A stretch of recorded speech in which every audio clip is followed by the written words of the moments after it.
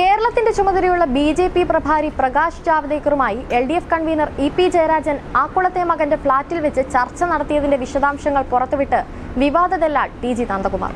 ഈ കൂടിക്കാഴ്ച നടന്നത് കഴിഞ്ഞ വർഷമാണെന്നാണ് നന്ദകുമാർ വെളിപ്പെടുത്തിയത്. 2023 മാർച്ച് 5-നാണ് താൻ ഇടനിലക്കാരനായി ഇരുവരും ആക്കുളത്തെ രാജുവിന്റെ ഫ്ളാറ്റിൽ കൂടിക്കാഴ്ച നടത്തിയതെന്ന് സ്വകാര്യ ചാനലിന് നൽകിയ അഭിമുഖത്തിൽ നന്ദകുമാർ പറയുന്നു. തൃശൂർ മണ്ഡലമായിരുന്നു ചർച്ചാ വിഷയമെന്നും നന്ദകുമാർ വെളിപ്പെടുത്തി. തൃശൂർ ലോക്സഭാ മണ്ഡലത്തിൽ സുരേഷ് ഗോപിയെ ജയിപ്പിക്കാൻ സഹായിക്കണമെന്നാവശ്യപ്പെട്ടാണ് ജാവ്ദേക്കർ കാണാനെത്തിയത്. അവിടെ ദുർബലനായ സ്ഥാനാർത്ഥിയെ നിർത്തണമെന്നാവശ്യപ്പെട്ടു.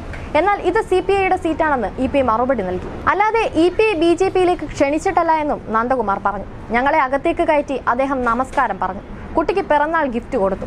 ജാവ്ദേക്കർ സംസാരം സ്റ്റാർട്ട് ചെയ്തു. ഐപാഡ് എടുത്ത് സുധാകരനെ കണ്ടുമുട്ടിയ രംഗങ്ങൾ കാണിച്ചു. മുരളീധരനെയും ചെന്നിത്തലയെയും അപ്രോച്ച് ചെയ്തതും കുഞ്ഞാലിക്കുട്ടിയെ ശോഭ കണ്ടതും പറഞ്ഞു. ഇതൊന്നും സക്സസ് ആയില്ലെന്നും LDFന്റെ സഹായം വേണമെന്നും പറഞ്ഞു. കേരളത്തിൽ ജയിക്കാൻ ഹിന്ദുത്വം വേണമെന്നും ജാവ്ദേക്കർ പറഞ്ഞു. ലാവ്ലിൻ കേസിലും കരുവന്നൂർ കേസിലും ഇടപെടാമെന്ന് വാഗ്ദാനം ചെയ്തു. ഒടുവിൽ EP ജയരാജന്റെ മകനും ഭാര്യയ്ക്കും പങ്കാളിത്തമുള്ള വൈദേകം റിസോർട്ടിന്റെ കാര്യം പറഞ്ഞപ്പോൾ EP വയലന്റായി. ഇതേക്കുറിച്ച് പറയേണ്ട എന്ന് പറഞ്ഞു. അതിൽ തനിക്ക് പങ്കില്ലെന്നും മകനും ഭാര്യയ്ക്കുമാണ് പങ്കെന്നും അത് അക്കൗണ്ടഡ് ആണെന്നും EP പറഞ്ഞുവെന്നാണ് നന്ദകുമാർ വ്യക്തമാക്കിയിരിക്കുന്നത്. അതേസമയം K. സുധാകരനും ശോഭാ സുരേന്ദ്രനും തനിക്കെതിരെ ഗൂഢാലോചന നടത്തിയെന്ന് ചൂണ്ടിക്കാട്ടി DGPക്കും പാലാരിവട്ടം പോലീസിനും പരാതി നൽകിയതായും നന്ദകുമാർ പറഞ്ഞു. അതേസമയം ഇന്നലെ സെക്രട്ടേറിയറ്റ് യോഗത്തിൽ EPക്കെതിരെ കർശന നടപടി വേണ്ടെന്ന ആവശ്യമാണ് ഉയർന്നത്. CPMൽ പൊട്ടിത്തെറി ഉണ്ടാക്കുന്ന തീരുമാനം തൽക്കാലം വേണ്ടെന്നാണ് മുഖ്യമന്ത്രി പിണറായി വിജയൻ എടുത്തത്. ഇത് CPM സംസ്ഥാന സെക്രട്ടറി MV ഗോവിന്ദനും അംഗീകരിച്ചു. ഇതോടെ EP വിഷയത്തിൽ പ്രശ്നപരിഹാരവുമായി. എന്നാൽ തെരഞ്ഞെടുപ്പ് ഫലം വന്ന ശേഷം ഈ വിഷയം CPM കേന്ദ്ര കമ്മിറ്റി പരിശോധിക്കാനും സാധ്യതയുണ്ട്.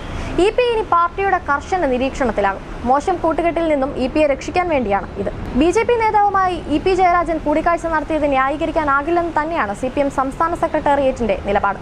ജയരാജൻ പാർട്ടി കേന്ദ്ര കമ്മിറ്റി അംഗവും ഇടതുമുന്നണി കൺവീനറുമാണ്.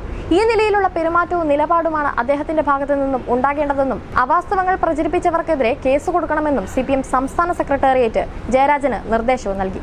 എന്നാൽ EPക്കെതിരെ അച്ചടക്ക നടപടി ഒന്നും CPM കൈക്കൊണ്ടില്ല. അച്ചടക്ക നടപടി ഉണ്ടാകുന്നില്ലെന്ന് ഉറപ്പിക്കാൻ കൂടിയാണ് EP യോഗത്തിന് എത്തിയത്. തന്റെ ഭാഗം വിശദീകരിക്കുകയും ചെയ്തു. ഇതോടെ ഉപദേശത്തിലേക്ക് അച്ചടക്ക നടപടി ഒതുങ്ങുകയായിരുന്നു. കണ്ണൂരിലെ രാഷ്ട്രീയത്തിൽ അതുണ്ടാക്കുന്ന പ്രതിഫലനങ്ങൾ തിരിച്ചറിഞ്ഞ് പിണറായിയും EPയെ കൈവിട്ടില്ല. പാർട്ടിക്ക് വേണ്ടി വെടിയേറ്റ് വീണിട്ടും പതറാതെ മുന്നേറിയ സഖാവിനെ തൽക്കാലം പരസ്യമായി CPM സംസ്ഥാന നേതൃത്വം ഇനി തള്ളിപ്പറയില്ല.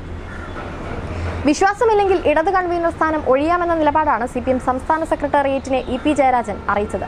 എന്നാൽ കൂട്ടുകെട്ടുകൾ ശ്രദ്ധിച്ചാൽ മതിയെന്നായിരുന്നു മുഖ്യമന്ത്രി പിണറായി വിജയന്റെ നിലപാട്. ഇതിനപ്പുറം ഒരു വിമർശനത്തിന് മറ്റ് സെക്രട്ടേറിയറ്റ് അംഗങ്ങളും മുതിർന്നില്ല. ഇതോടെ രാജിവെക്കാമെന്ന ജയരാജന്റെ നിർദ്ദേശം തള്ളുകയും ചെയ്തു.